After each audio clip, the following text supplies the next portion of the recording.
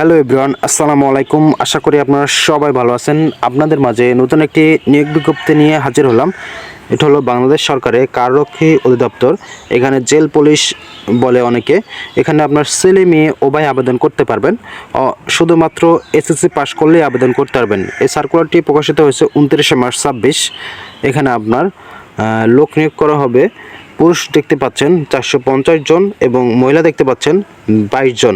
বন্ধুরা, এটার আবেদনের শেষ তারিখ হলো 30/4/26। আবেদনের শুরু তারিখ হলো 9/4/26। এই সময়ের মধ্যে আপনাকে অবশ্যই আবেদন করতে হবে।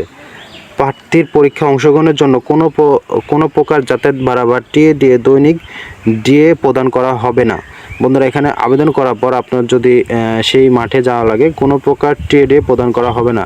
সম্পূর্ণ নিজস্ব খরচে আপনাকে যেতে হবে ওই মাঠে। বন্ধুরা, এটা শুরু করা যাক। এটার শিক্ষাগত যোগ্যতা এবং আবেদনের বয়সসীমা আপনাদের মাঝে উল্লেখ করি। এখানে অবশ্যই আবেদনের বয়সসীমা 18 থেকে 21 বছরের মধ্যেই হতে হবে, এর বেশি হওয়া যাবে না। আপনার জন্ম তারিখ 1/4/2026 তারিখ, বিজ্ঞাপন প্রকাশের তারিখ হতে 18 থেকে 20 বছর হইতে হবে, তাহলে এখানে আবেদন করতে পারবেন। এর বেশি হলে আবেদন করতে পারবেন না। বন্ধুরা, এখানে কারারক্ষী পদে 17তম গ্রেডে বেতন দেবে 9,000 থেকে 21,800 টাকা। 450 জন লোক নেব। এটা শুধুমাত্র পুরুষ। এখানে আপনার শিক্ষাগত এসএসসি পাস করলেই হবে।